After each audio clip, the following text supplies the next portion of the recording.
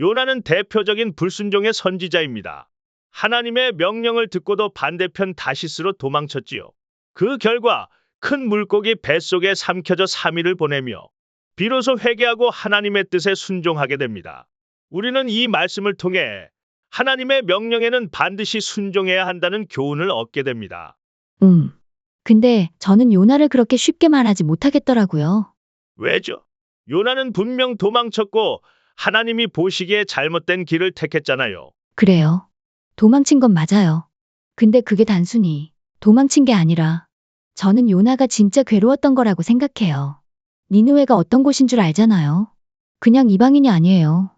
사람의 가죽을 벗기고 아이를 돌에 던지고 정복 전쟁을 하면 아예 한 민족의 씨를 말리는 정책을 쓰는 그런 잔혹한 족속, 바로 아수르의 수도. 그런데 그 니느웨에 하나님의 자비를 전하라고요? 하나님은 모든 민족을 사랑하시니까요. 요나도 그 뜻을 따랐어야죠. 그럼 당신은 당신 가족을 해치고 민족을 찢어놓을지 모르는 원수한테 하나님 말씀이 회복과 용서라는 걸 전하라고 하면 할 수 있어요? 그건 쉽지 않겠네요. 이제 겨우 여로보암 2세 때나 되어서 우리나라도 숨 좀 돌리나 했는데 그 전까진 계속 조공 바치고 수모 겪고 이제야 조금 살만해지려는데 하나님이 그 원수에게 용서를 전하라고 한다면 그들이 돌이키면 다시 강해질지도 모르고 그리고 다시 우릴 덮칠지도 모르죠. 그래도 요나는 하나님의 종이잖아요. 그 사명을 감당해야. 요나는 자기 방식으로나마 나름 감수해보려 한 거 아닐까요? 자기 사명을 내려놓고 정반대로 도망쳤을 때 어느 정도 죽음을 감수했다 볼 수 있죠.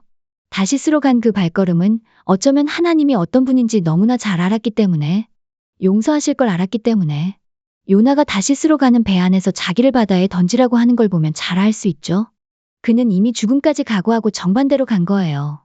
요나가 도망친 게 하나님을 몰라서가 아니라 알아서 괴로웠던 거라니. 그렇죠. 요나가 니느웨가 망하는 걸 바라는 마음이 한편 이해되지 않나요? 그리고 그 마음을 하나님 앞에 숨기지도 않았고요. 끝까지 솔직했어요. 그래서 화가 납니다. 죽는 게 낫습니다. 저는 요나의 그 고백이 차라리 마음에 들어요.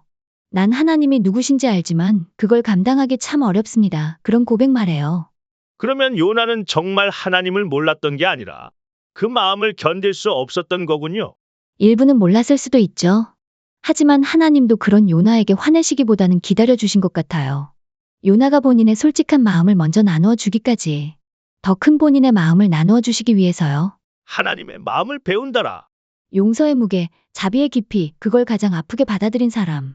그래서 저는 요나가 단순히 불순종의 대표가 아니라 가장 인간적인 선지자라고 생각해요. 하나님의 마음을 뼛속 깊이 이해해야만 했던 사람. 자기 나라, 자기 아픔, 자기 분노를 그대로 안고도 그 원수까지도 아끼는 하나님의 마음을 마주해야 했던 사람. 그게 얼마나 괴롭고 복잡한 사명인지 저는 너무 잘 알겠더라고요. 성경의 많은 선지자들은 하나님의 마음을 마주합니다. 때로는 그 고통의 무게를 참 처절하게 함께 나누기도 하지요. 요나는 북이스라엘에 정말 몇 안 되는 귀한 선지자였어요. 전 스스로 그런 질문을 해봅니다. 북이스라엘에도 선지자가 없어서 아모스를 보내시는 이 시대에 하나님은 굳이 요나를 니느웨로 보내신 이유는 뭐였을까? 말 잘 듣고 착한 호세아 같은 사람이 아니라 꼭 요나여야만 했을까? 순종이라는 것의 진짜 의미는 뭘까? 하지만 한편으로 요나에 대한 진지한 안타까움도 있습니다. 요나가 여호와의 얼굴을 피하려고 일어나 자기가 여호와의 얼굴을 피함인 줄을 그들에게 말하였으므로 요나가 피한 것은 단순히 그의 사명이었을까요?